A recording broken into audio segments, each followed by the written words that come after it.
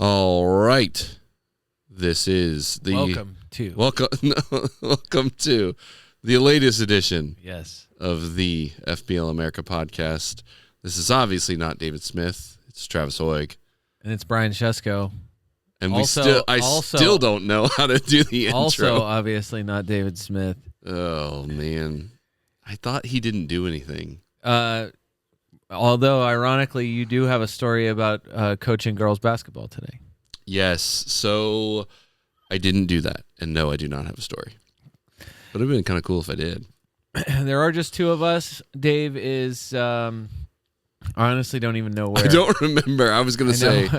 He said that he had something going on. And it is girls basketball. He's doing it is girls basketball. I just don't know where it is. He is coaching. He's at a tournament. Coaching the end of season girls basketball tournament. Which means we will not hear anything next week about it. Oh, for man. Sure. Well, depends on how many angry confrontations he has with either referees or opposing team parents. I'm sure we'll hear something about it.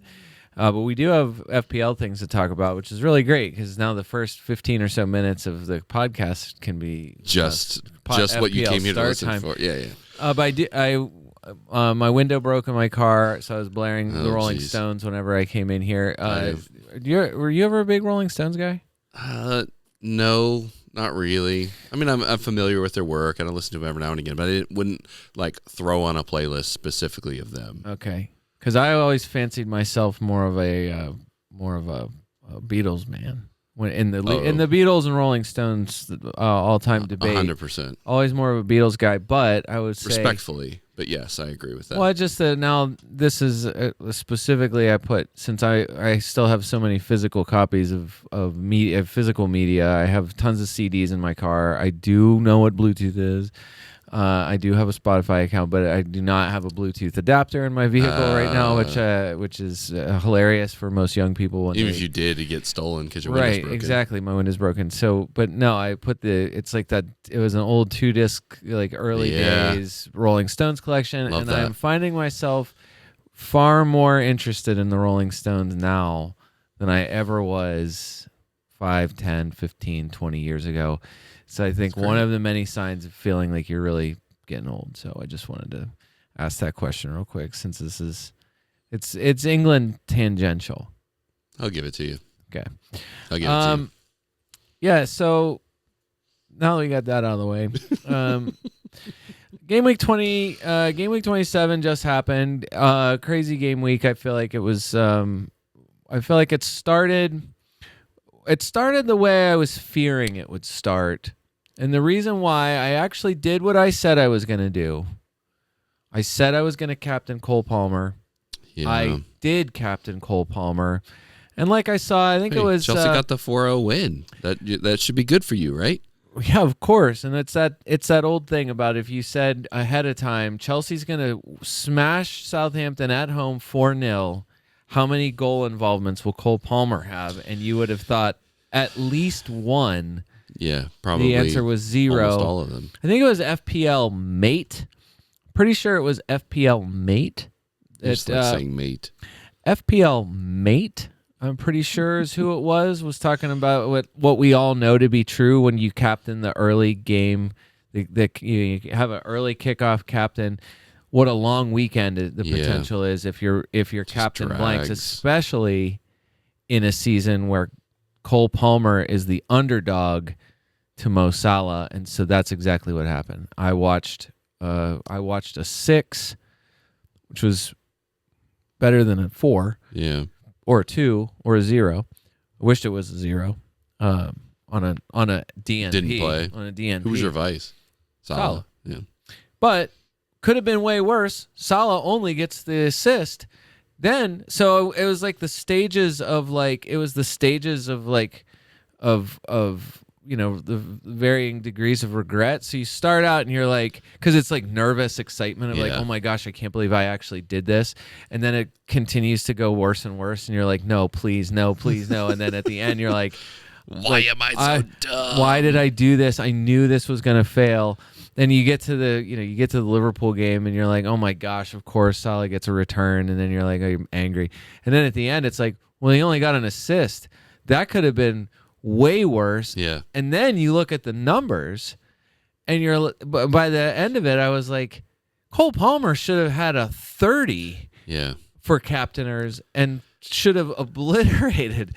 So it was just that whole spectrum of like, it should have gone better. It didn't. I'm an idiot. Now I'm angry that it didn't go better than it did. It should. Because you're not actually an idiot. He just didn't convert.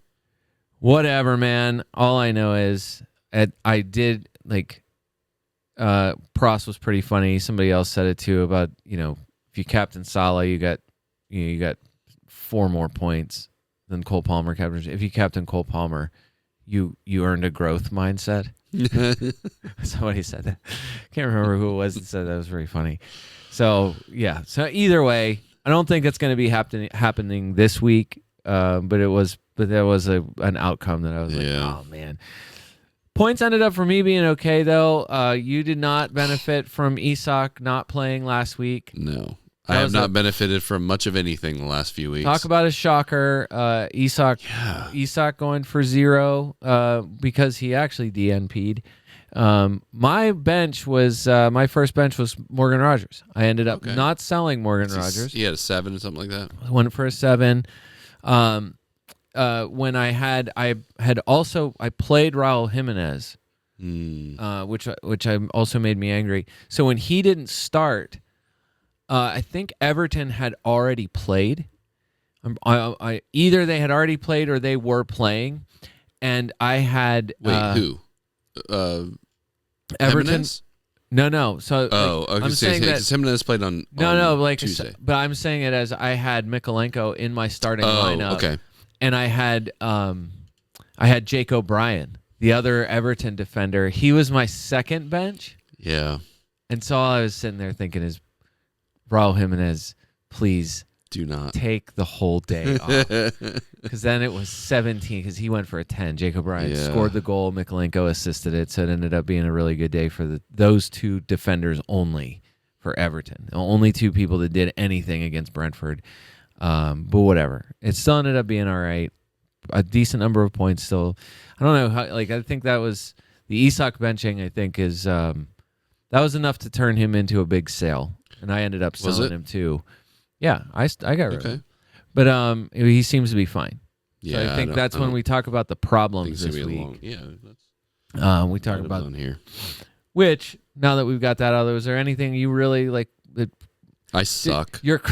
That's all there is to it. I mean, your soul was crushed in Game Week 27. No, it was crushed before that. Game Week 26 did it to me too. I'm just so far behind the average at this point. Oh, I was in an ascendancy, and I have dropped off after the triple captain. Salah, big win for me. I had caught up on all of the missed opportunities, and it's all gone now. Oh, it's done.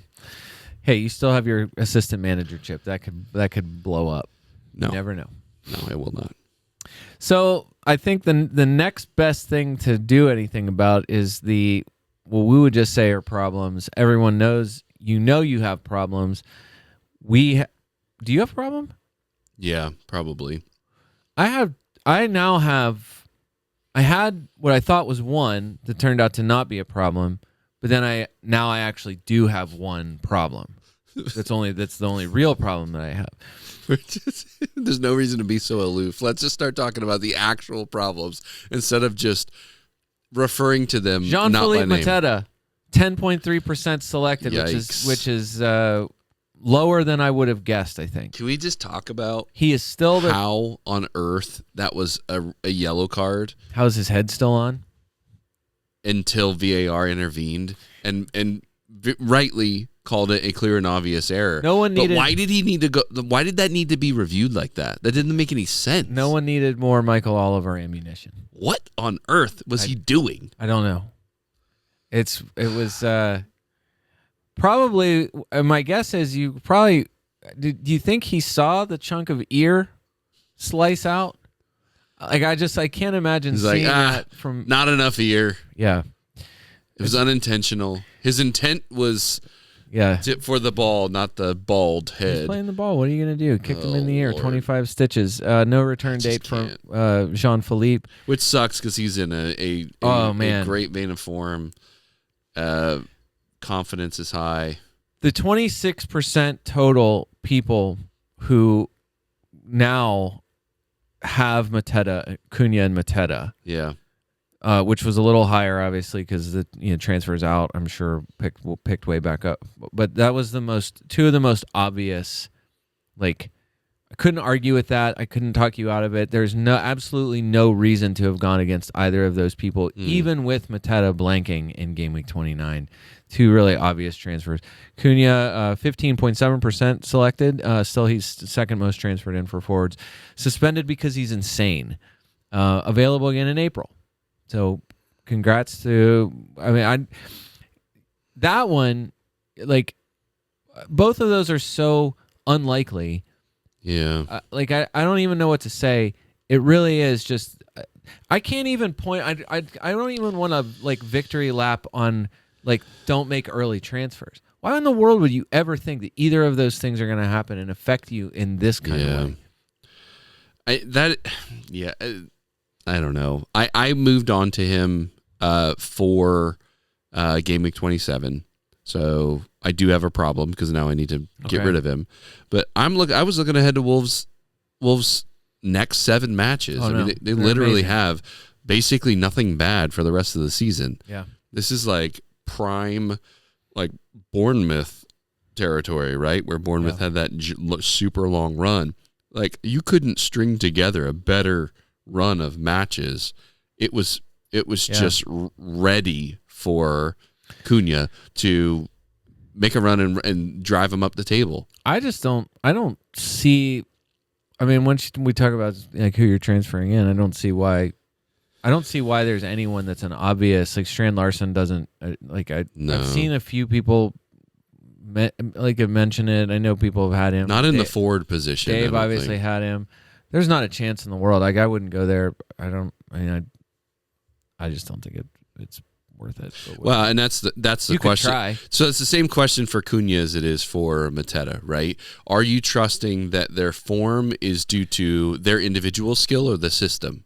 Yeah. Right. Well, in that case, and I don't think either of them. It's the system. Let's just be honest, right? I trust Glasner and Crystal Palace much more. Yeah, for sure. If either one of them is going to be a system, and you can maybe pop somebody in, great. But then you got to, and we'll talk about this here in a bit about what we're going to do with those with that. But ultimately, you're talking Nketiah, which you mentioned earlier before we started recording, or it's an Odward. Yeah, Hudson Edward. I don't know his minutes. To me, it would seem like it's not something I feel like is worth a. Not worth the punt. No, why would I even say that? He's actually on Leicester. He's been was he there? Yeah. Okay. So he was being brought in though, wasn't he? No, I was still living in last season whenever he was actually on Crystal Palace. So it's Nketiah, not this season. Yeah, it's Nketiah only, which is really your only option, which is fine. Nothing wrong with that. Well, the other thing would be is if Sarr's already playing really advanced. I think this, you might get a little bit more attacking onus on which is fair, except for the fact that he's not labeled as a forward, correct? He's a midfielder. But I was going to say attacking onus on Eze. So that front. So maybe he moves in. Eze, Sarr, and Nketiah. Munoz is already basically playing as their. He's playing as their fifth attacker, always in the box. Does that? Obviously, the informed guy going away is never a good thing. But does that hurt his? I don't know, because everybody's going to have the same question with Wolves with Ryan Aït-Nouri. Everybody's talking themselves into Ryan Aït-Nouri again, and that was with Cunha available. Now, he pulled in what a 9 or something crazy. I'll still probably end up. I still might end up going there. I don't know. It was a 1. It was the other big team of problems is Newcastle, and that's another one I don't. Lewis Hall already was known he had a foot injury. I think they had already talked about the possibility of him needing longer term treatment or scans Yeah. or whatever. So the fact that it turned into a out for the season foot injury. He was the 10th most transferred in for defenders, so it's not like it was not nearly at anything like Mateta or Acuna, but he is at 20%, almost 21% selected, which is high. He's in my team. I still have him. He's on the last seat of my bench for the last couple of weeks. He is my problem. Anthony Gordon suspended because he's kind of an idiot. Yeah, it was just a little bit of an idiot. Yeah, I'd say a little bit. It was probably harsh. Does he need straight red for that? I don't think so. Would you? So after the whistle, he does make contact with the face, albeit via the back of the head, and it turned. Yeah. Last I saw was that they were going to weigh their options as far as appeals go. Word is they are not planning on appealing. Last I read today. Right, well, so with the risk being that they charge him with something more significant, like violent conduct of some kind. It didn't look like a punch. I'm just going to say it that way, right? It looked like a push to the back, which went to the neck, which went to the face because of the way that because of the body posture and the trajectory of the hand. Did he deserve to get a card? Probably. Again, after the whistle. The whistle was long gone. He kept playing, so I don't blame Lee Mason. I think was the one that gave it to him. I don't blame him for calling the foul, but then it was reviewed and it was like, what are we going to do? Red card off. I didn't like it. I didn't like it. I'm not upset that he's not going to be able to play in the final. No, of course not. But congrats on another trophy. Nah, I don't know. See, that's kind of stuff that gets people riled up, man. If Isak's out and Gordon's out, definitely they have nothing. But yeah, you're fine. But I don't know. Who cares?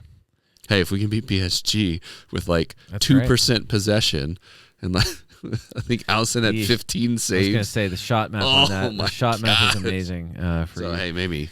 Isak was. I actually already sold him, and now I can't do anything but rethink that at this point. You jumped the gun? I think I did, but I also didn't want to lose a 10th on him before. So his price was going to drop. I didn't want to lose money. I was going to lose 2/10 on the value. I did not want to do that. He looked knocked in the FA Cup game. Yeah. Eddie Howe said fatigue, said no issue. Yeah. But they can't be anything but careful with him, but he has no triangle. So yeah, now I'm kind of like, should I have just held? I think he's ripe for an injury. So even if you, this is pure conjecture, but just given his history, his back doesn't have much longer, doesn't have many more minutes in it before it's going to be an injury that keeps him out. Yeah. Right. And that's what they've always had to manage. And that's not even like me on the outside looking in. That's from his mouth. Right. He has repeatedly stated to the press that the amount of minutes that he's having to play are uncomfortable for him. Yeah. And that's something he doesn't want to play. It's just too much for his body. Well, and that tends to be his back that is the thing that is most injured because of that. Yeah, well, if it's Callum Wilson time at the end of the season, I mean, that could Does that scare you? I don't think it does from a Newcastle standpoint. No. As long as he can actually stay on the field and be fit, sure. Look, they are done with anything bad. Yeah. There's the Chelsea Arsenal 36 and 37 for Newcastle is as bad as it gets. I think I don't like so Arsenal is a dead team by game week 37. They're a dead team, or are they still fighting for Europe? If only Dave was here to clarify what he projects. There's a for lot. In game week 37. There's a lot that could happen. Honestly, they're one more injury away from giving up. Like, I really legitimately feel like that. So just the rhetoric coming out of that camp and the way that everyone seems to be parading around. Yeah. It's Arsenal's or it's Liverpool's title. They got lucky, and the fan base is giving up. I would be again. They're one injury away from giving up, but I think that if they really double down and they get a decent run going where they've got the feel good factor, they could put a significant amount of pressure on Liverpool. They really could, and they could still have a lot to play for. Do you think maybe if they do like another hype video, that might do it? I really think that could help. Maybe that'll put them over the top. Yeah, maybe they should do a documentary, like a documents, Hard Knocks or something. That's true. They do have some matches coming up that could really, maybe that could push the mojo up.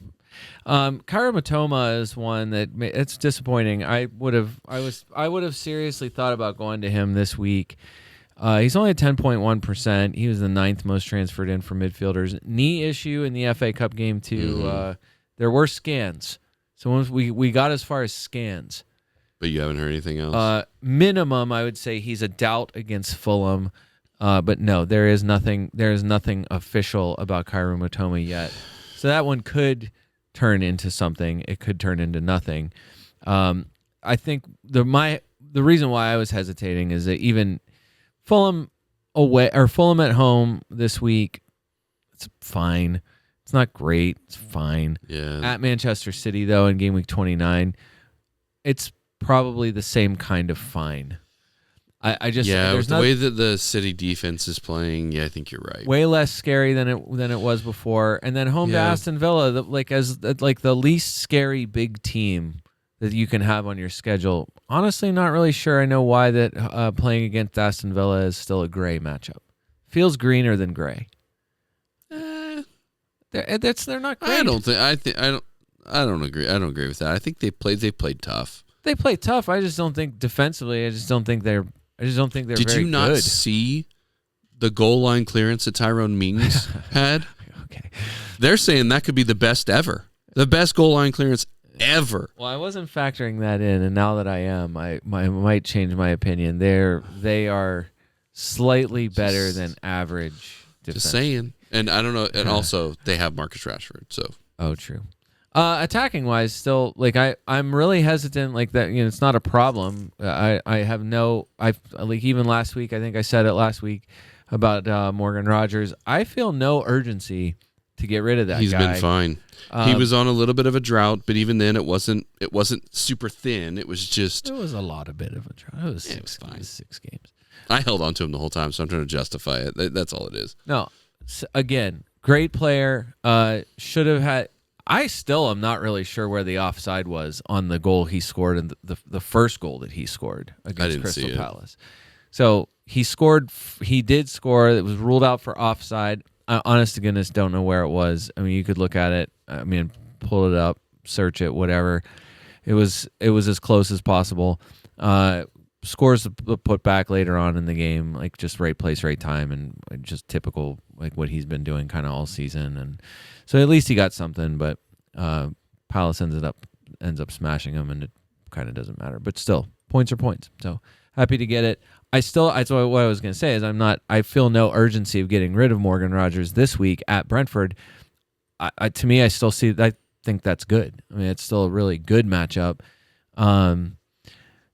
The pull of Justin Kluivert, a Bournemouth player of some kind, that might be enough because of their next 4 fixtures.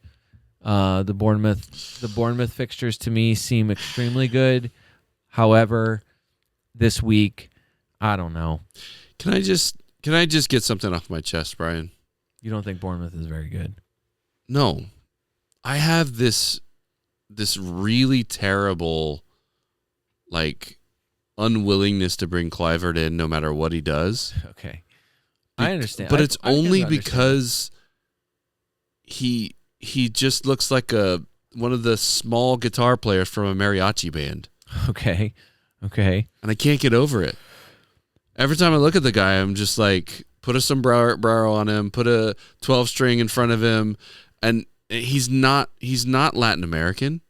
He's not but he just has that look about him that he's just like a guy that's gonna walk around and he's just surely he's not a footballer. Are you calling him a fraud? I think he comes from footballing royalty. Oh, okay. So I mean, if anything, he's got the pedigree, okay. And he's now finally backing it up with performances. So I should feel guilty for that one because it sounds a little racist now that I hear it, but that's not my intent. He just has that little mustache and he's so small. Dainty, if you will. A little bit. I don't know. Can't do it. I can't do it. I can No, you're trying to make. I can 8% understand that. I can 55% still kick it around. I feel like I'm still leaning more toward getting him than not getting him. I wanted to talk myself out of him with stats on this very podcast. But you couldn't. But the stats are not like the stats have been. Yeah. You said it weeks ago. The stats are so wildly in favor of Semenyo, and Semenyo keeps doing nothing, and people are realizing that. And so Semenyo, even this week, like I'm a little surprised to see that Semenyo is the fourth most transferred out midfielder among midfielders, but. And Wataru is in a similar situation, right? Like he's at least had a couple of returns, but not lately. Yeah, last 2 weeks has been 2-2. He did have a 7, a 2, and then a 21. But then the threat of Evan Nielsen looming in the background now, which the cup matchups did not help because I think he did play well. So yeah, that's. So those are the main ones. I mean, I think those are all like it's everyone that's in there is double digits. Isak I included in there, but obviously he's not. To me, he's a problem the way any time bomb is a problem. You're gonna buy him again. I'm not getting him back immediately. I think I would get him back at some point, but like. Because his price is going to be driven down by his blank game week, right? Like next. So the next transfer cycle for next week, he's going to get sold. Price is going to go down. You could buy him on the blank game week, right? And benefit from that. So now, I mean, it was the yellow triangle in conjunction with like just the losing the tens, constant also the price drop, but also the constant discussion around him about his fitness and his ability to put in this many minutes.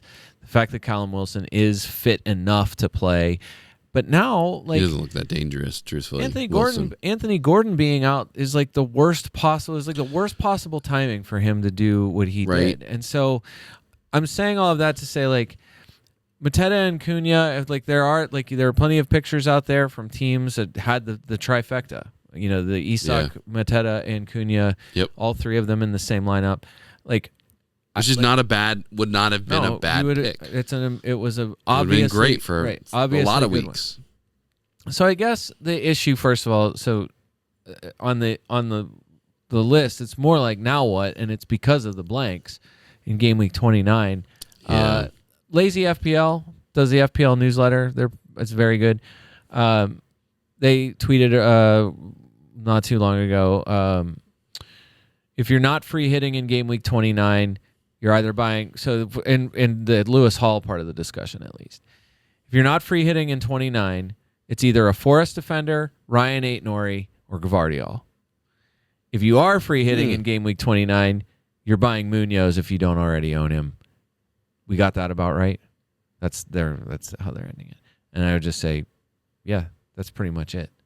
So really? Lewis Hall, in 20% of teams, you're like you have to move to somebody who you're moving to. It doesn't we said it. I feel like this has been the case for a few weeks now. There's only so many places that people are going. Yep. So the obvious transfers they're obvious for a reason. Yeah. So I didn't want to go to Cucurella last week, and if I had, it would have been obvious and it would have turned out great. This week. Like, they're playing Leicester at home. How is that not obviously good? The only person that can wreck that is Jamie Vardy. And Leicester feel like they're running out of times that they're going to spoil anyone's party the rest of the season. So, it's just that, like, Munoz, 212,000 transfers in this week. Incredible. The next closest is Trent at 95,000. At least for defenders. He actually looked pretty good today. Good. Again, non-negotiable, non-sell for me until he goes until Madrid. His legs fall off. Oh, okay. Well, maybe. If he comes back, I would start the season with him again next year. I don't see why I wouldn't. I mean, he is top scoring defender by that's what I mean. By a pretty sizable margin, because Ola Aina. That guy. Yeah, my favorite. No, the blanks. Have you changed your opinion about what you're doing game week 29? You'd have, really. You have to free hit. I don't have to free hit, but I am less certain about not free hitting. Okay. All right. I guess is the point. And it really comes down to, I mean, Cunha didn't help. That was that kind of sent me over the edge to where my numbers don't really hit where they need to. Hall being gone doesn't matter because he wasn't playing anyways. Right. But Cunha being out kind of throws me to the point where I'm right at the break point of just rolling the dice and seeing what happens. How many hits would you have to take to field a respectable team in game week 29? Probably 2. Oh, which is not that's too many. Terrible. That's one. But I'm many. also the guy that doesn't do hits really at all. Because I can't afford them, because I'm going to lose points the old-fashioned way by picking the wrong people. Yeah. So, yeah, the free hit might happen. I don't really want to do that because there's too many double game weeks out there. However, you alluded to this earlier. I do have the assistant manager chip still, and I do think that there's a strong likelihood that the assistant manager chip is going to be a huge pull during those double game weeks. And so it may be actually more beneficial for me to do the assistant manager chip during the double game weeks rather than free hit. So I am toying with the idea of a free hit just to field a respectable team game week 29, but we'll have to see. I could move some stuff around, but the other part of it is I'm not sure what I'm doing with Palmer. I don't know that I really care that much about getting that money because I don't really have that many places to go to spend it, except for the assistant manager chip. But even then, I've been working towards that before Palmer started sucking. Are we drifting? We're just kind of combining this now? We want to drift into what the masses say? Because Cole Palmer is if the masses are speaking about anyone, it is about Cole Palmer. Cole Palmer, your number one transfer out for midfielders. I don't really, it's one of those that I can't say not to, based on performances. The fact that he's 60,000 more transfers out than Anthony Gordon at this point right now. So almost 200,000 transfers out for Cole Palmer. People are hurt. It's 3 straight blanks. I don't know if you can see what Cole Palmer did against Southampton, but he finished with an XG on the FPL's by their account of 1.3. Cole Palmer should have scored 2. He should have had at least 2. At least 1 and maybe 0.3 also. Pre-New Year, 2024, Cole Palmer would have scored at least a brace, and he probably would have had an assist or something in that game. What do you think that is, though? Because nothing's really changed, has it? I don't know. He's not getting penalties. That's the thing. It's not like he wasn't getting the opportunities. He had by far the highest XG this week of anybody who didn't get a result of any kind. Really great stat from XG Philosophy after the game. Assists and expected assists this season. Mo Salah 17 assists. Expected assists 8.63. Cole Palmer 6 actual assists. Double digits. XA of 8.82. Oh, okay. Still, point being, higher than Salah's, 11 less in real life. That's wild. Just the way the game goes. I'm not making no case. Is it? Does it? So it does this year for that. Do stats mean anything then? No, they mean something sometimes. Only when it's convenient. Yes, that's really it. When you need to talk yourself into something, stats are great. I talked to Scott today. Can you tell? Yeah. I honestly don't know what to make of that. We've talked about this, and everybody can see it. We are not. I'm not trying to say we were the original idea behind it, but very obviously, you can look at any expected whatever, your XG or XA or however you want to frame what should happen by the numbers, and there's always someone who's going to be way more efficient or way less efficient, overperforming, underperforming their numbers than the numbers say. Yeah. So We talk about that all the time. I mean, Semenyo is a good case, if who you alluded to there. Super high volume, super low efficiency. It's Darwin Nunez versus Heung-min Son. Like it's Sure. Or Jamie Vardy or whoever. Those guys that all they need is one clear chance, and more often than not they manage to bury it. Yeah. I think as far as the actual like what people are the transfers, like most of them, I think as far as transfers in, Allison, you're a guy, number one goalkeeper transfer in. I don't want to spend a lot of time on transfers, especially on goalkeepers, but I do see that as kind of a little surprising that Allison's number one. It is a little bit weird. Why is that where people are spending their Cole Palmer money first? Is on their goalkeeper? Going to get Allison? There's no way. I mean, I don't. Especially because they're not clean sheeting like crazy either.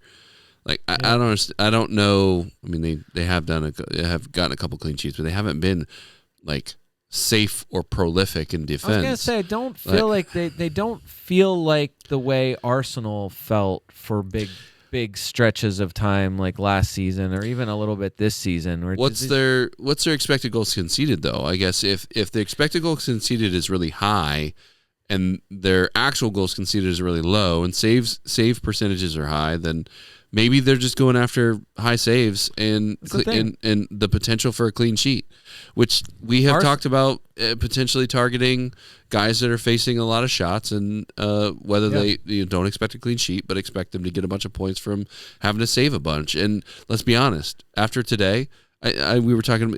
I think he had 15 saves. Yeah, that's incredible. That's maybe what everyone saw. No, Arsenal still, as far as expected goals against, it's still Arsenal number one, Liverpool 2, but in goals allowed, Arsenal still number one, 23, Liverpool 26. So by Raya is the guy. Defensive. Well, how many shots are they facing though? That's what's so strange. So expected goals is one thing, but is that? No, that's I would have to dig that up, but I don't. You're right. The numbers are not there. That's so interesting. Raya's like the number one guy. I'm not. He's like I couldn't be less interested in a guy than him. You're still on Sells. Still on Sells. I mean, I don't know why you wouldn't. Hey, Dave. I wish Dave was here to gloat about calling a clean sheet against his own guys. He was the one that said it. Did he? Yeah, he said it last week. He said it was a guaranteed clean sheet. He was trying to be negative so that he wouldn't jinx it. I think the despair at least the apathy of it is sunk in pretty deep. I at least with the fan base, yes, I agree with that, and it's bothering me. It's bothering me because it's ripe for complacency elsewhere too. Dean Henderson, your number 2 most transferred in goalkeeper. That's entirely the fixtures before and after the blank game week 29. So interesting. I get it. I wouldn't do it, but I understand it. Yeah, and that's also, but that's a free hit. That's a free hit goalkeeper. So good work. Pickford, Sells, Jose Sa, Raya 6. I still think Jose Sa would not be a bad one. I mean, they're not pulling in a bunch of clean sheets, but I mean, they will face safe 250,000 shots. Yeah. Defenders, I think it's pretty obvious. Munoz, Trent, Mark Cucurella, Ait-Nouri, Gvardiol. That's your top 5 for defenders transfers in. Yeah. Everyone after that 5 is a total crapshoot. To me, the move that I would make. I mean, if I'm leaning more toward this. I'm leaning more toward buying a Nottingham Forest defender than I am not bringing in a Nottingham Forest defender. Do you understand what I'm saying? I don't need the defender this week. We can talk about that with Sells because as in transfers out, not Sells. Matt Sells, but transfers out because Ola Aina is a top transfer out. I would want to get them because of the game week 29, not free hitting. I will do that. We'll talk about that in a second. But no, everybody after like that top 5, like look at the guys coming in after number 5. It is Gabriel. Okay, fine. I guess maybe not quite such a crapshoot. But I understand why you're doing it, but they're at Manchester United. Okay, can they score a goal? I don't know. They're home to Chelsea. We already talked about that. I don't know. It's not great. They're home to Fulham.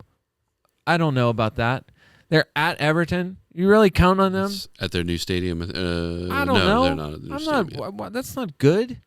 That's why I asked Dave last time he was here how many clean sheets they were going to get. He said, what, 2?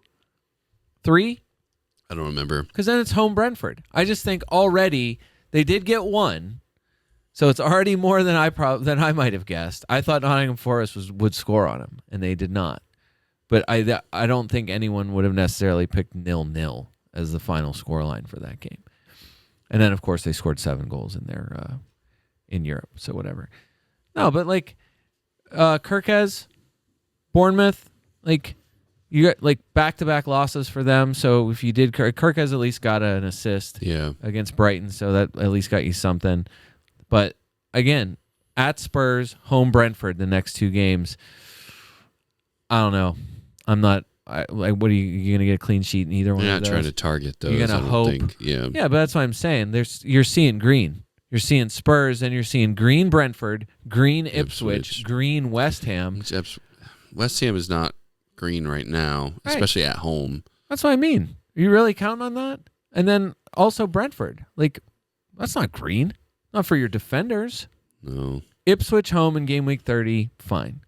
Still the same. I don't see the priority there. But whatever. Virgil, sure. Ina, for me, no. We'll talk about that in a second. Lewis Hall was there, so what? But now you're into like 30,000 transactions. Yeah. That's hardly anything. So whatever. Midfielders are pretty, I feel like are fairly obvious except for your guys. So Justin Kluivert, number 1. Right. Szoboszlai keeps doing it. Remember, how long ago was it? I wanted to make the case because he had gone like 2 or 3 weeks in a row where he was shooting a ton. Yeah. And then he had a couple down matches or whatever, and now he's back like doing those same things again. Yep. Why is he the last guy in the box? Why is he the one making all of the runs? And why are he and Salah working so well together? I don't know. I really don't know. Truthfully, it's probably just simply because Salah is an animal and they're targeting everyone's targeting him and they're trying to crowd him out, and it's opening up spaces in the middle. The movement of McAllister, okay, who is extremely smart, has really been giving Szoboszlai some opportunities to arrive late into open spaces and be able to shoot. So the other part of it is I think that they're intentionally trying to give him opportunities to shoot from range. That's been a hallmark of his game since forever, and they're finding ways to capitalize on that. So it was game weeks 21, 22, 23. It was ahead of the double game week with Bournemouth and Everton. And we talked about it. Right. His numbers he was a top 3 shooter in midfield. Game week 24. And you said, should we be bringing him in? And I said no, because he's not converting. Yeah. When he converts, maybe, but until then, no. And what did he do? Immediately started converting. Well, he did have a little bit of a lull. No, it's back to 2 weeks. It's the 2 weeks. It's 2 weeks in a row now where it's double digits, and you look at it and you're like, well, he was kind of doing this already. It's just now that the results are there. So I don't know. I think that's a reasonable pickup at this stage. I really do. Price isn't astronomical, especially if you're moving from Cole Palmer. That's not a bad pickup. I know they've had 2 extra games because of the double game weeks, but just to put the numbers into perspective for anybody who's paying attention to this, Dominik Szoboszlai since game week 21, which is the aforementioned number of starts that he's had in the league after whatever that injury was or why he was out, I'm not sure, but whatever. It's game week 21 is where slight injury, where I'm going back to. 28 shots for Dominik Szoboszlai, number 1 among all midfielders since game week 21. Interesting. 1 more than Cole Palmer, 1 more than Mo Salah. So Salah's still leading the way with shots on target, but Szoboszlai's got 9, which is 4th best. So then on top of that, Soboslai is he's inside your top 10, actually more like top 7 for chances created. It's not crazy. Yeah. I don't know necessarily. I feel like the shots, they're not drying up. I would have guessed like there might be a tapering off there, and they're not. He's shooting the most, so that's amazing to me. He's also 1, 2, 3, 4, 5, tied for 6th among midfielders for touches in the opposition box. He's just 2 behind Brian Mbeumo. He's only 3 behind Luis Diaz, who has 47 touches in the opposition box. They are facing a lot more teams dropping deep, having to break them down, and it does open up opportunities to shoot from the 18 or just outside the 18, which is something he likes to do. Most of those are cannoning off of a defender who's blocking them, but he is taking a lot of them. If you're free hitting game week 29, Dominic Szoboszlai makes a lot of sense to me. You do have to double up Salah and Szoboszlai, but it's Southampton this week. He's playing. He's not coming out. Like he's not. This isn't like he's a rest candidate. I don't know. I mean, the guy's collapsing on the field at the end of every match because of the distance he's traveling. He's running. At some point, he's going to need to come out. Curtis Jones had a cameo against PSG and looked really good. Are you worried about them resting against Southampton? I think that there's a high likelihood they do not play their strongest squad against Southampton. Yes, including Salah. Salah plays 90 minutes. You think? Salah plays 90 minutes every match because he has to. Okay. That's just how he is. Klopp actually went into that a couple of different times. One, he's a player that wants to play to stay sharp and needs to play to stay sharp. If you pull Salah out, he has to get back up to speed. That's just how he works. And so Klopp said it multiple times during his reign. Salah needs to play. You pull Salah off the pitch early, he's not usually very happy. You don't play him at all, he does not like resting. He wants to play every minute of every match. And he can. His fitness is incredible. So I don't see Salah being a casualty to resting. Okay. Especially because every point matters still. But I do think the rest of the midfield and the front line could potentially see some rotation. Specifically, I think McAllister Szoboszlai is going to make way for Curtis Jones. That would be my expectation. Okay. So Szoboszlai is not a bad pickup, but I do think that at some point, again, he's going to need a breather, and I do believe that they care about the home leg against PSG and the cup final. So where do you rest him? You rest him against Southampton, right? So either McAllister or Szoboszlai, maybe both, get a rest. Southampton blank in 29. By the strictly by the numbers, I understand the decision. I'm not doing that, but mostly because I don't want to have 2 Liverpool midfielders, and I already have Trent. But I like it on paper. Yeah. Because of Southampton, even with the blank, then it's Everton, Fulham, West Ham, Leicester. I want to see what happens with that Everton match. Everton at home, after the match that we had, I have a feeling it's going to be. I'd be surprised if it's 11v11 at the end. You want a bloodbath. Yeah. So I could do with the bloodbath, but I don't need the dismissals to affect the rest of our points total for the season. Would you fight someone in the stands if you were there? Would you punch an Evertonian? I'd like to think that I have the discipline not to do that. Brian Mbeumo, your 3rd most transferred in. There's no argument for that. Ismail Assar for Crystal Palace, a huge game against Aston Villa. I remember it feels like so long ago now that Sarr was in my team, and then Since game week, You wanted him to I perform so badly. wanted him to do something, and he did nothing, and I held him way Legitimately longer. nothing. Held him way longer than I needed to. Since from game week 18 until game week 27, he had a total of 2 goals and 1 assist, and his 2 goals were against Aston Villa last week. So he had from game week 18 until last week, he had a total of 1 assist. Goes for a brace against Aston Villa. Looked really good. It's fantastic.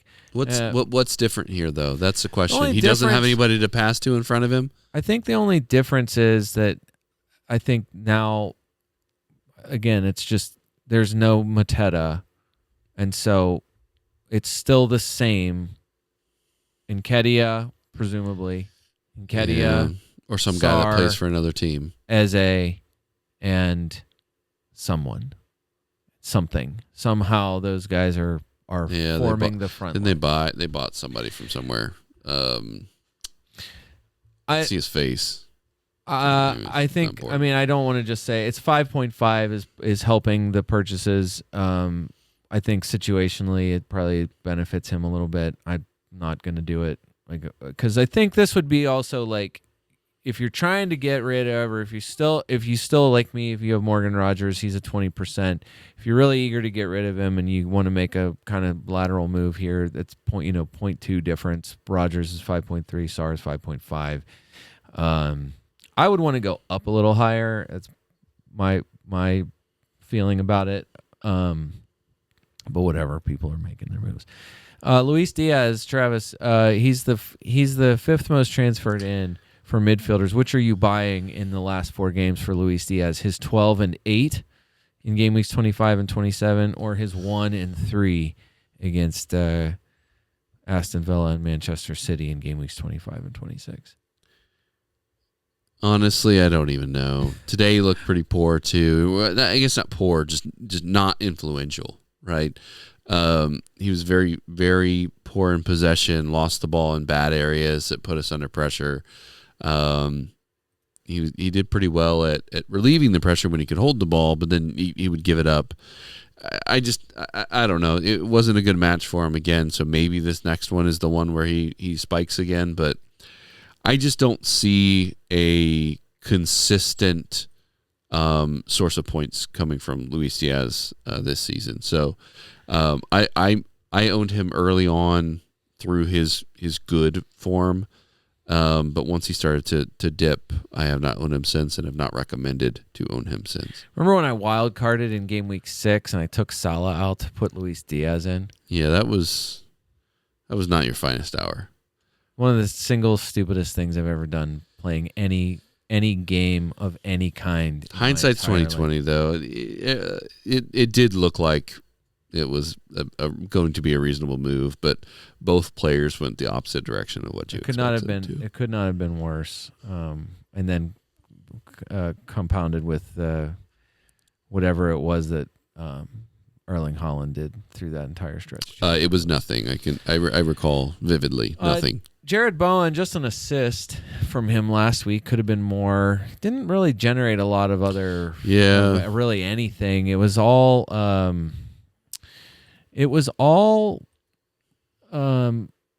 was gonna say it was all Brentford, but that's not who they played. West Ham. It was somebody junk. Oh, they beat Leicester 2-0.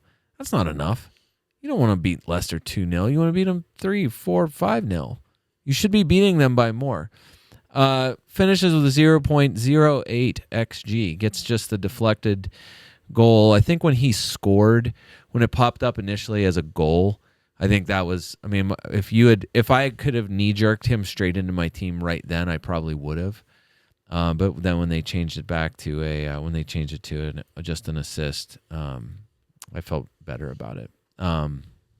Newcastle, Everton, Wolves, Bournemouth, the next 4 for West Ham. A totally understandable purchase.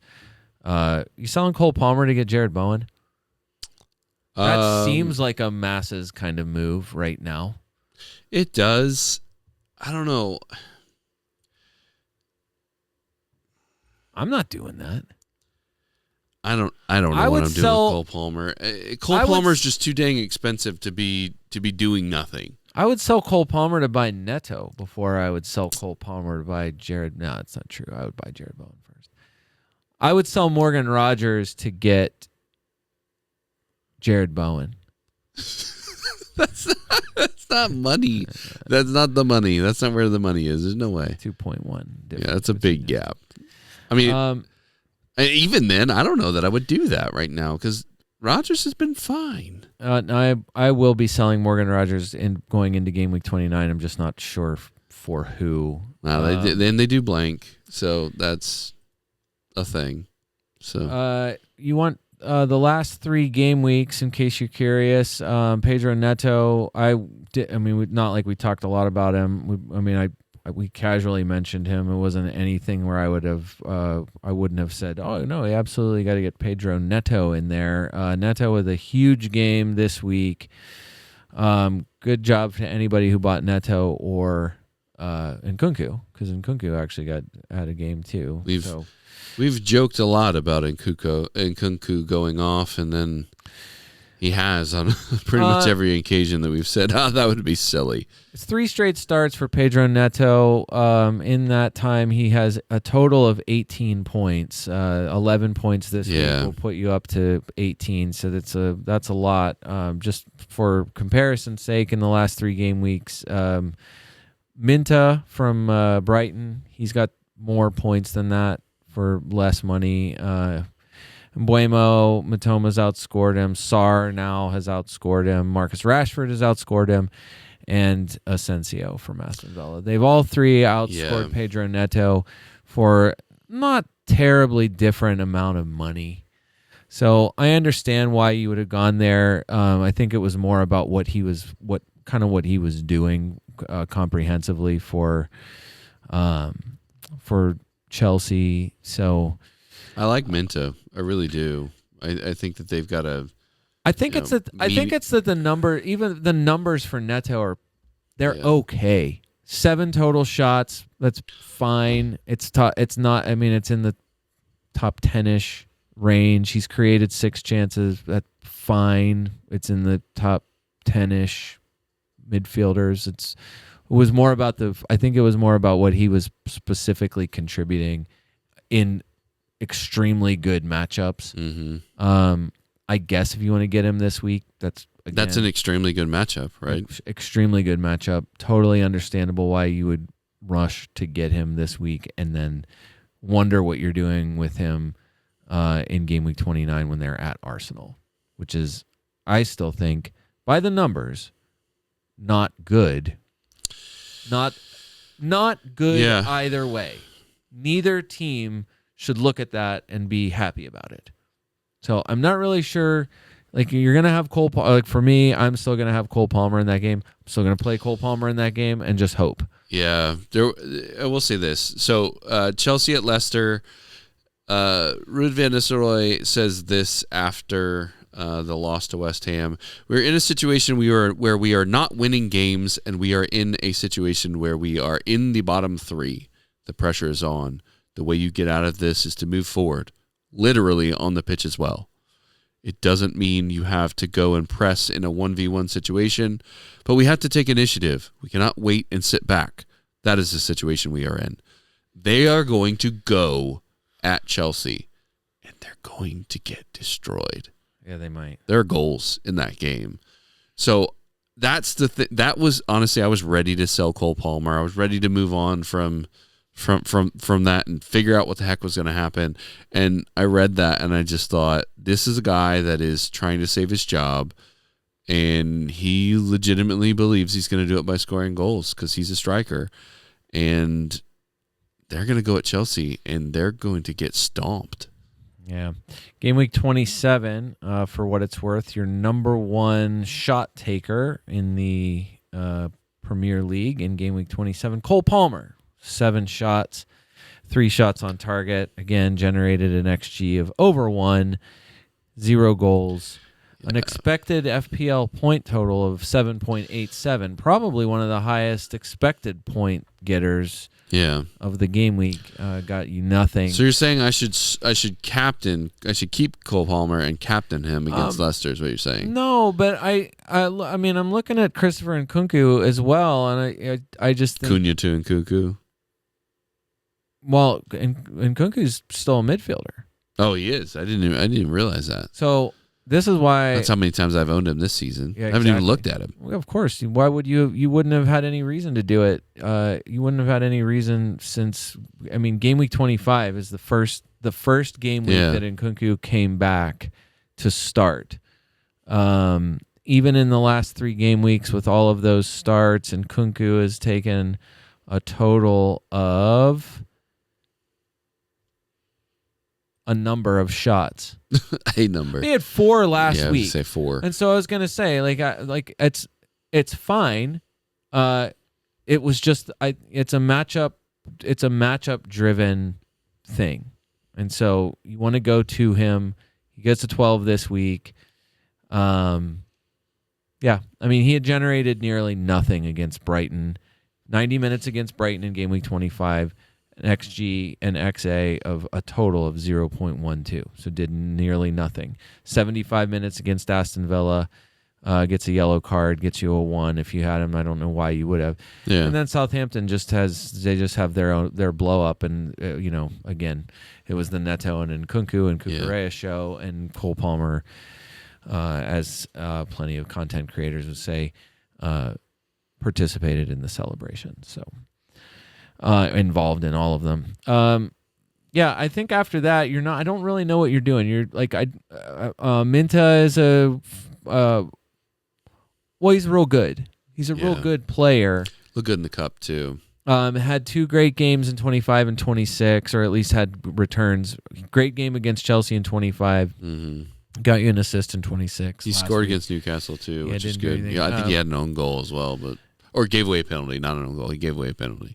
And that's 4 straight starts for him, so 90 minutes and basically the last 4 games. Probably somebody that, if you really wanted to go down that far, I mean, you're kicking around the idea of either it's Sarr, it's Minta, it's Neto's at 6.2, Asensio. That's the tough one. Asensio's got the blank. Marco Asensio, yeah. I mean, I understand. I think it's the appeal of the fixtures after the blank. Mm-hmm.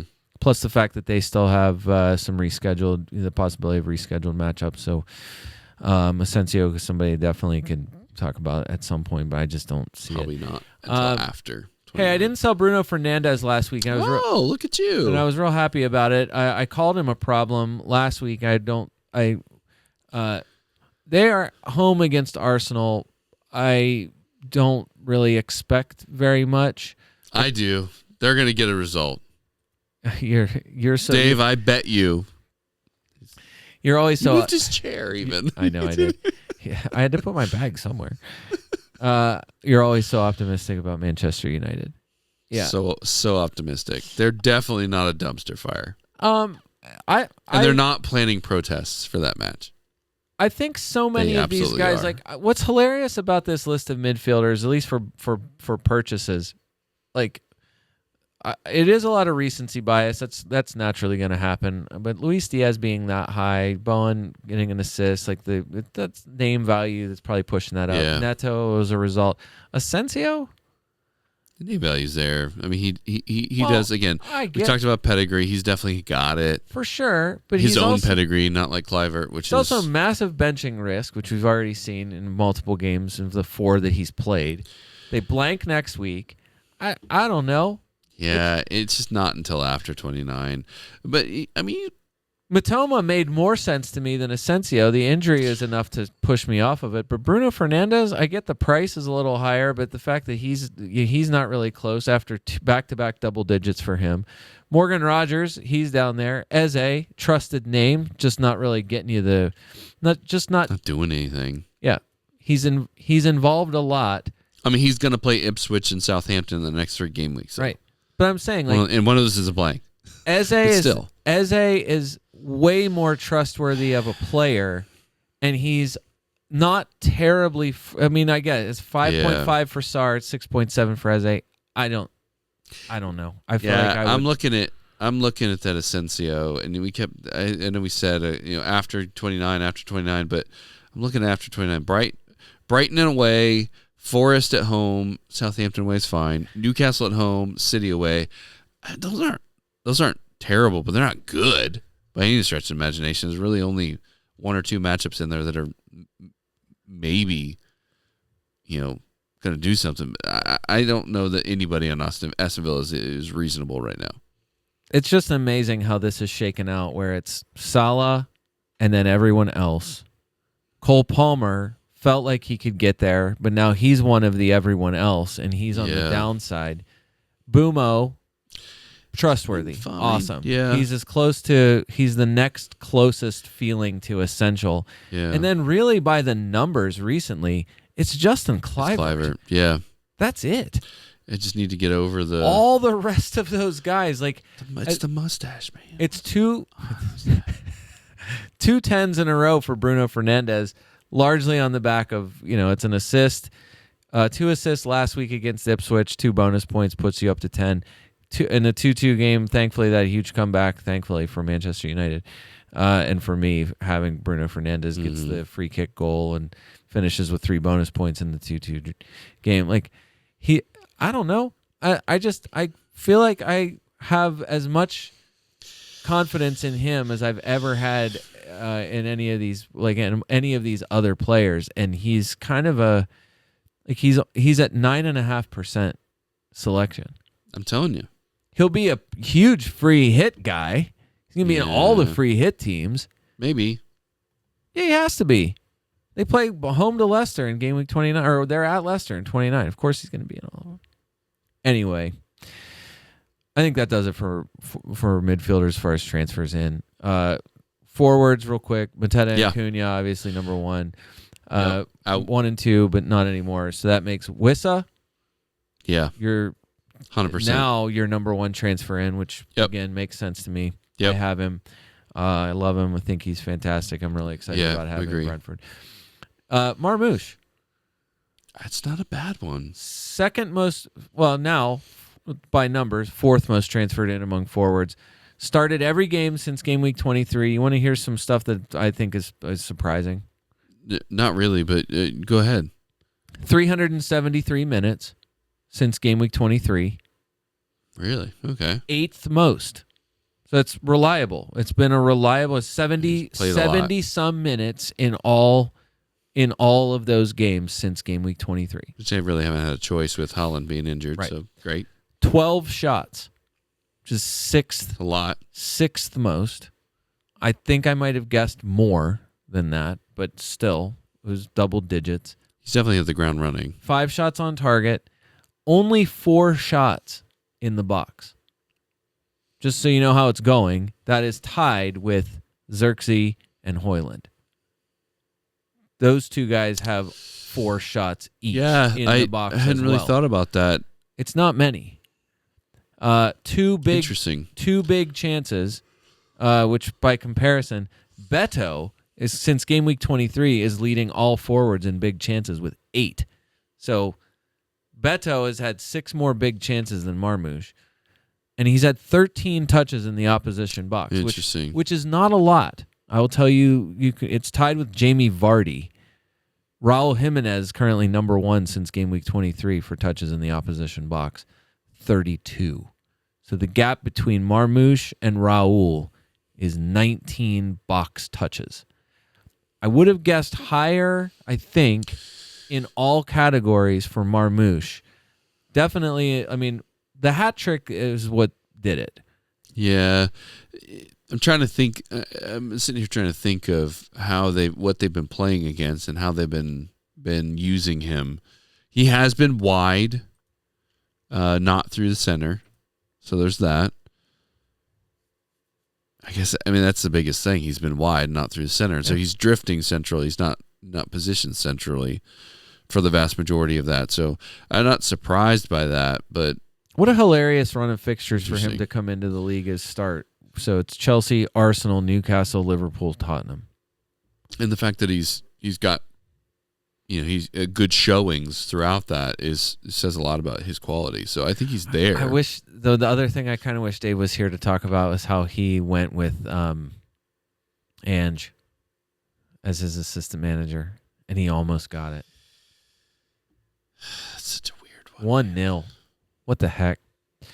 I don't know. Marmouche, I understand it on maybe he's at 9.1% selected. I'm a little surprised. That feels high. Yeah, for an unproven guy, even though again he passes the eye test. He absolutely passed the eye test, and he had one great game week. Yeah. Right? Yeah, he went 2-2, 17. He showed 2-2. what he's capable of. Right. I mean, I guess it's just that it's away to Nottingham Forest this week. Whatever. Tough. Not great. Then they're home to Brighton in 29, who've been playing much better. Yeah. In the last few weeks. So the next two, playable, but not in any way the kind of matches where you're just like, oh, I got to get that guy. I got to get him in. Game week 30, Leicester. I guess that's my... So then, like, as far as build-up or strategy question, like, are you trying for Haaland here? Are you going to try to find a way to get Haaland money? I don't think I need to. Okay.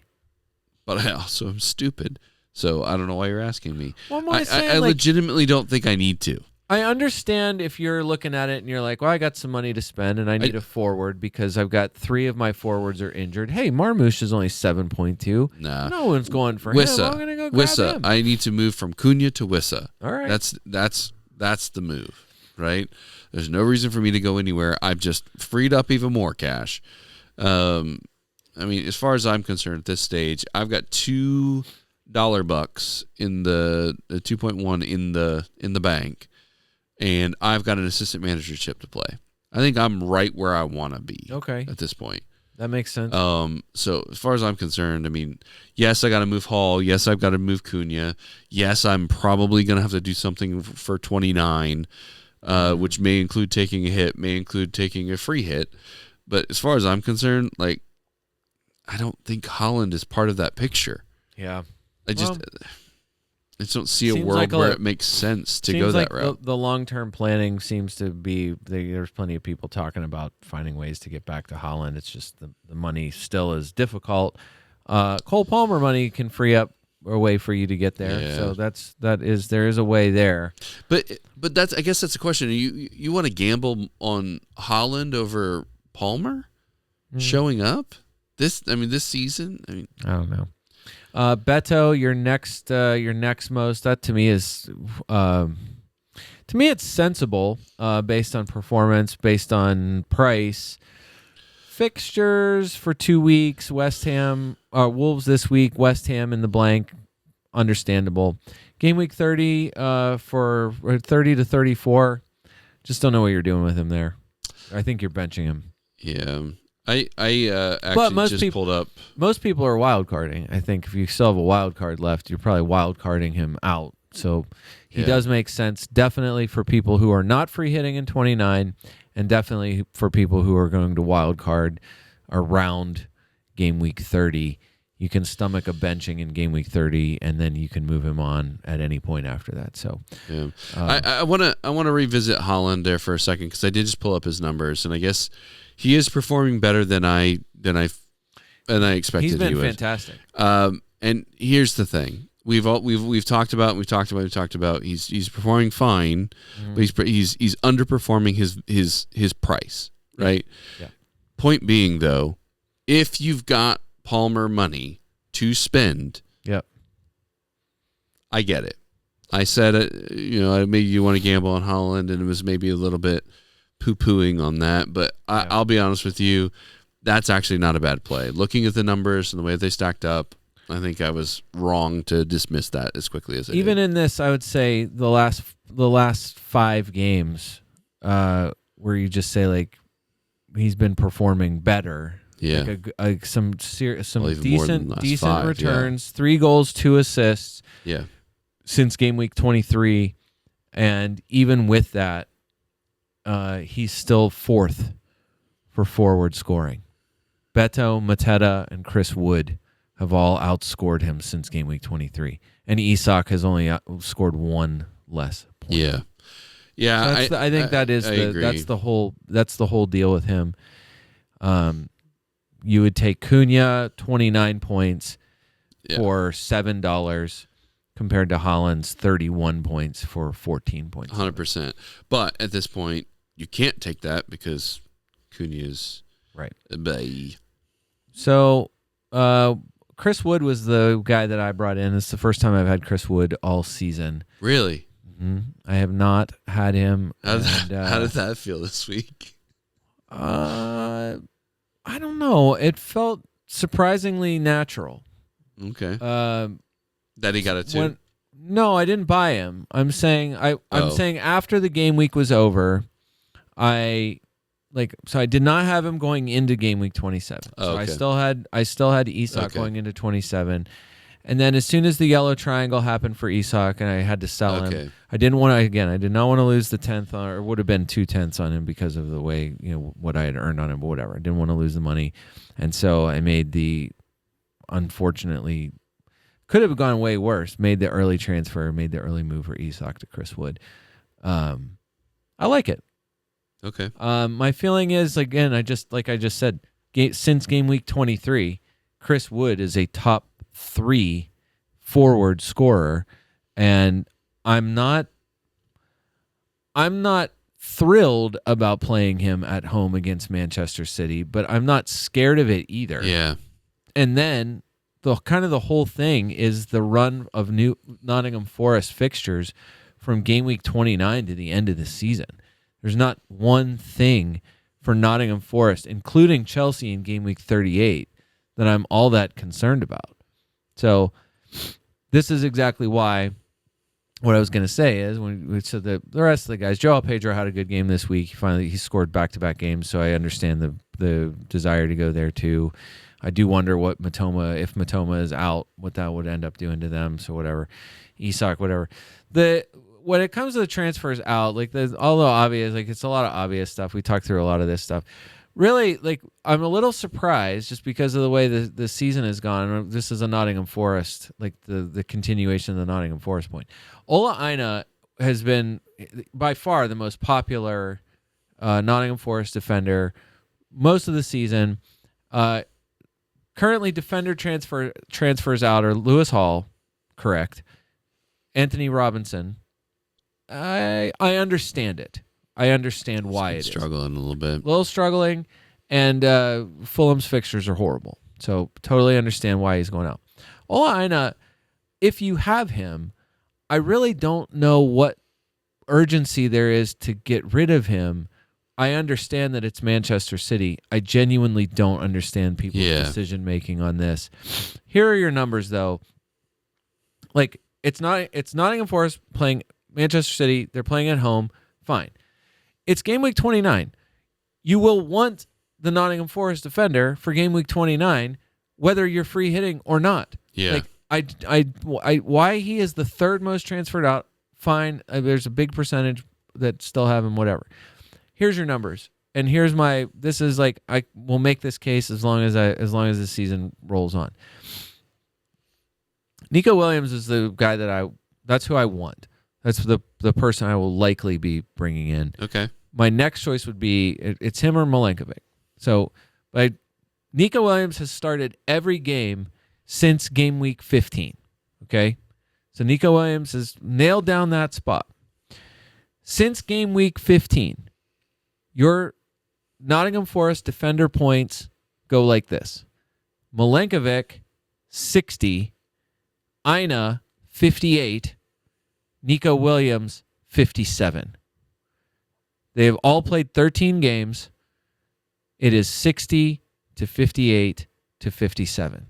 So Milenkovic now, your number one scorer since game week 15 among Nottingham Forest defenders. Milenkovic costs 4.8. Aina costs 5.3. Nico Williams costs 4.4. He has 1 point less than Aina since game week 15. He's a lot cheaper. He's at barely 2% selected. and is not even. So you can get all the Nottingham Forest points. Saying Nico Williams transfers in for defenders barely gets in. He's barely inside the top 30 for defender transfers in this game week. There are not. He's got 9,595 transfers in right this second. Urian Timber has 8,200. More people have transferred in. The more people have transferred in Kusanov from Manchester City. Okay, more people have transferred in William Saliba. Why? Because he plays for Arsenal. I like almost everyone above him. I'm like, you'd have to really talk me into it.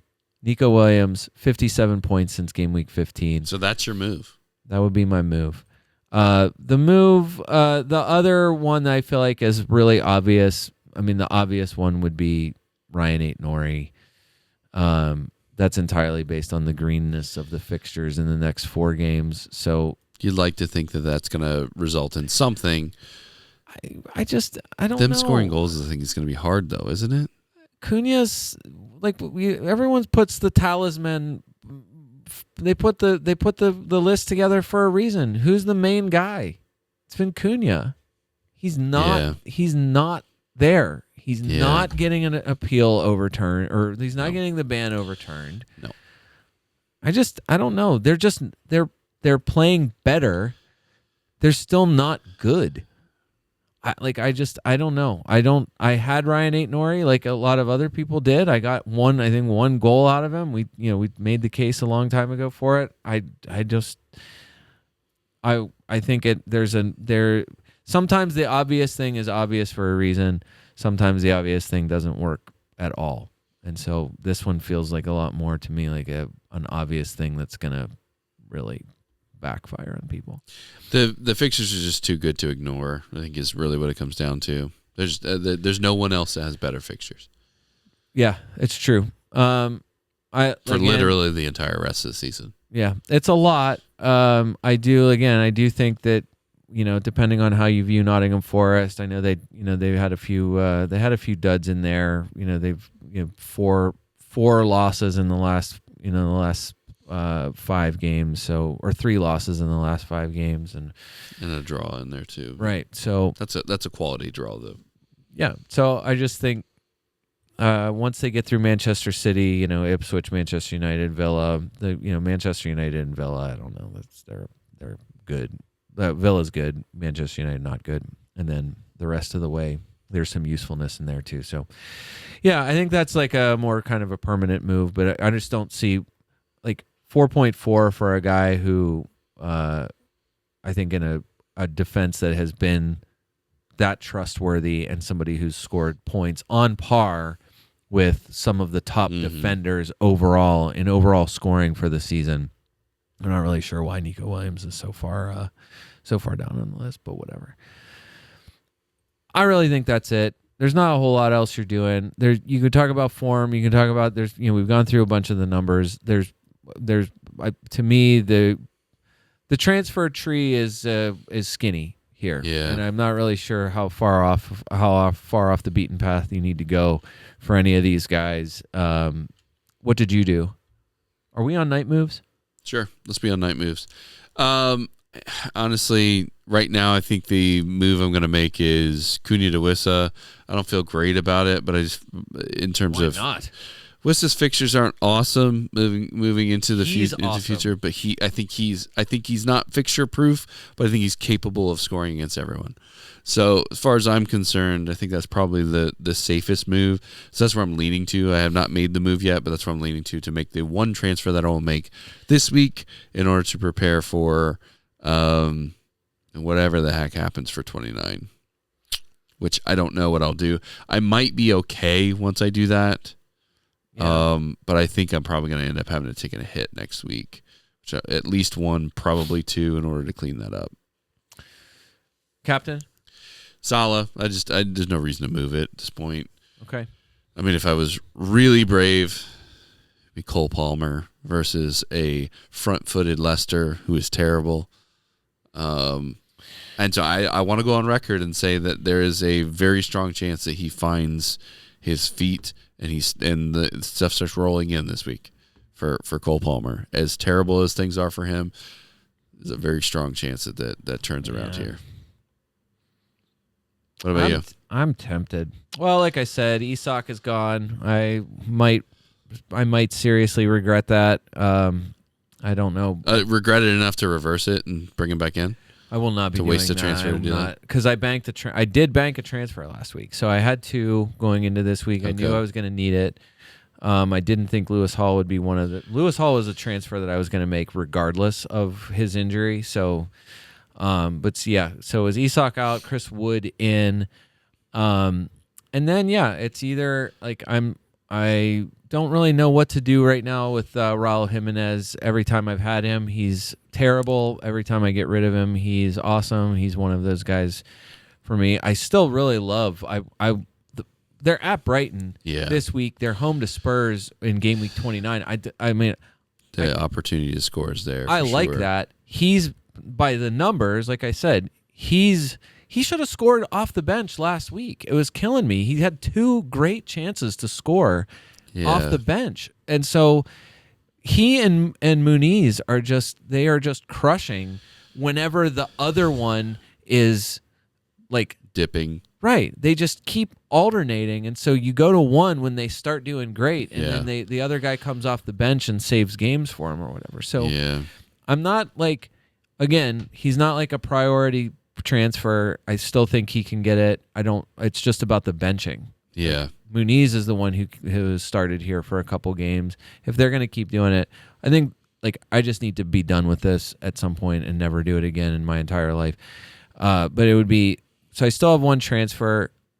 I kind of don't need it this week. Yeah, that's the big thing. And it may not be a bad idea to move it to next week, anyways, if you're considering. Because are you thinking free hit? Or you no? You're talking about? I 100% will not be free hitting. Why did I started Fabianski last week? That could have been really bad if he had come off the bench for a minute or whatever. Thankfully, it did not. It did not happen. No, I'm gonna have the same. It's gonna be right now. It's gonna be, the worst person the worst matchup that I have is Bruno Fernandes home to Arsenal.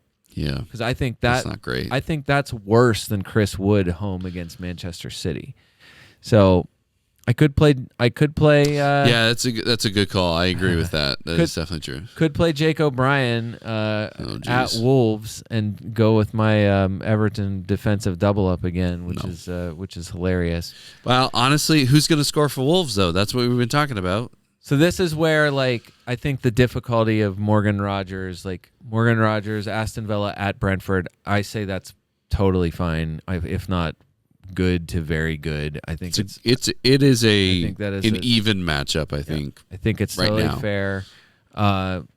Again, the Kluivert appeal is strong at Spurs, and then they're home Brentford in 29 for Bournemouth. So that's a consideration. But Lewis Hall, I mean, he kind of solves all the problems. If I go to this is where going to someone like taking the Cucurella bait and just playing him this week. It's kind of staring at me there. I don't like that's the thing. I don't like the 29 fixture though. So again, this is where Ryan Aït-Nouri is home to Everton, and then they're at Southampton, and then they're home to West Ham, and then they're at Ipswich, and I just solves all the problems. But whatever. Salah captain. I really want to go away from it. Because you're hunting points, or because you're afraid that it's not going to hit. I just think at some point, to catch anyone wherever you are, if you're behind, you're gonna have to bet against the main people. You have to. So there's no this is one of the opportunities. It's again last week. Anyone any predictive model had Cole Palmer as the highest projected point scorer for the game week. He actually put in a performance that was a higher projected scoring performance than Salah did, and just didn't happen. It was an assist versus a clean sheet, nothing. You're 35 points off of the mini league. I'm torn. So it'll probably be Salah, just because if it was Salah against somebody not Southampton, I probably would pick. And nobody above you is going to move off of Salah. Right. No one above you is going to move off of Salah. Actually, I think they're all Liverpool fans too. So again, Cole Palmer, if he had 0 shots, had minimal involvement, had generated like nothing except moonballs and taking shots that went out for a throw-in or something like that, he didn't. He was extremely close to a massive game last week. I can't imagine he can't not get right eventually. He seems too good for that. And it's not like he's playing poorly. He's just not scoring. Not Dave, assisting. Dave, what are you doing? Nothing. He's not even here. So. Yeah, he's gonna coach some girls, middle school girls. I almost said volleyball. Middle school girls basketball. catch the fever. Game week 28 kicks off at 7:30 a.m. Eastern time here in the United States. That's still extremely early. Nottingham Forest, Man City. You might get some leaks there on. Who knows? I don't know if it will matter at all. I really don't. I don't know what. Short of Chris Wood injury, I really don't know what. Nothing matters. What could happen in there that would make you make any different moves than what you're already doing? Yeah. So set it and move on. Longer pod than we wanted it to be, but as usual, by a lot. We had more to talk about than I would have guessed. But whatever. Here we are. Anything else, Travis? You want to have one final thing? No. Okay. That's your thing. Do you have one final thing? I really don't this time. Good. We nailed down all the problems. I think we made all the moves we need to. Straightforward week as far as injuries go. So go get it for the FPL. I almost said it. For the FPL America podcast. I am not David Smith. Until next time.